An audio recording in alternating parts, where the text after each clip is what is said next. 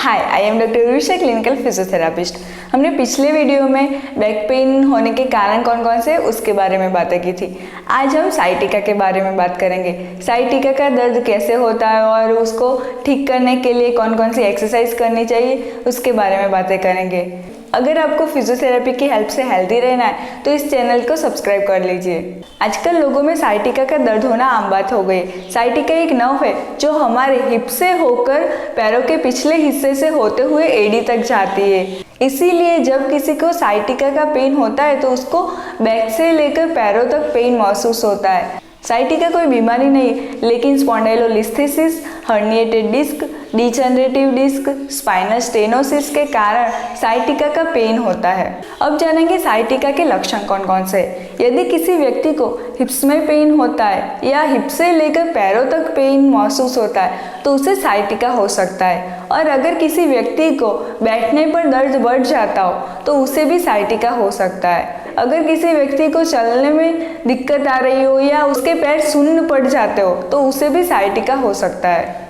अब जानेंगे साइटिका होने के कारण कौन कौन से हो सकते हैं। साइटिक नर्व दबने से, बॉडी वेट अधिक होने से, डायबिटीज की वजह से, किसी एक ही जगह पर लंबे समय तक एक ही पोजीशन में बैठे रहने की वजह से भी साइटिक पेन हो सकता है। साइटिका की ट्रीटमेंट नहीं लेने से साइटिक नर्व परमानेंट डैमेज हो सकती है, जिसकी वजह से प्रभावित पैर में कमजोरी आना, उस पैर में कुछ महसूस नहीं होना और लॉस ऑफ बॉवेल और ब्लैडर फंक्शंस जैसे कॉम्प्लिकेशंस हो सकते हैं।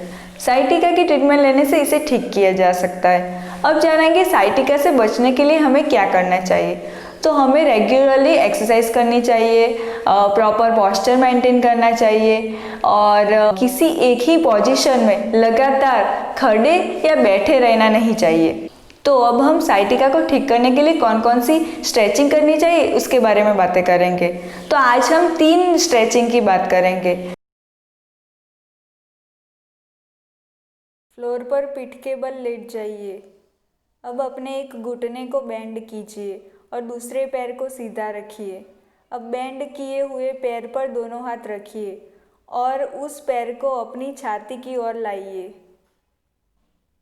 इस स्ट्रेच को 30 सेकंड तक होल्ड कीजिए, फिर रिलैक्स हो जाइए।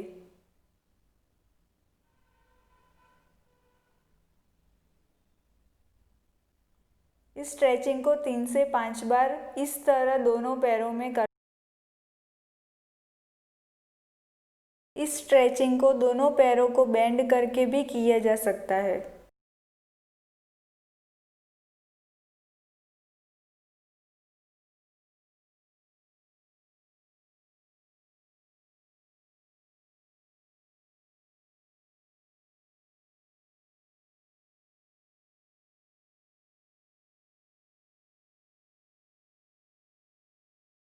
फ्लोर पर अपनी पीठ के बल लेट जाइए। पैरों को सीधा और अपने ऊपरी शरीर को शिथिल रखिए।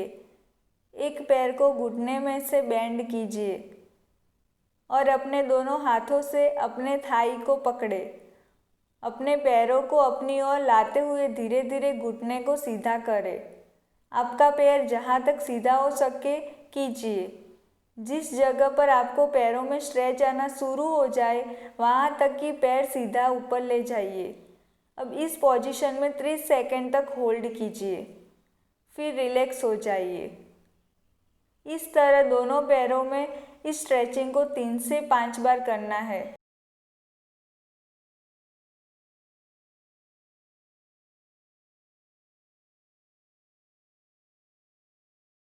फ्लोर पर अपनी पीठ के बल लेट जाइए।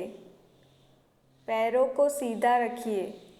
अब अपने किसी एक पैर को उठाए, उसे घुटने से बेंड कीजिए और अपने दूसरे पैर के एंकल को बेंड किए हुए पैर की थाई पर रखिए और अपने दोनों हाथों से थाई को पकड़ के अपनी चेस्ट की ओर लाइए। इस पोजीशन को 30 सेकंड तक होल्ड कीजिए, फिर रिलैक्स हो जाइए। इस तरह दोनों पैरों से इस स्ट्रेचिंग को 3 से 5 बार करना है। सो फ्रेंड्स, ये थी साइटिका के दर्द को ठीक करने के लिए स्ट्रेचिंग। अगर आपको मेरा ये वीडियो अच्छा और हेल्पफुल लगा हो तो प्लीज़ मेरे इस चैनल को सब्सक्राइब करना ना भूलें। Thank you.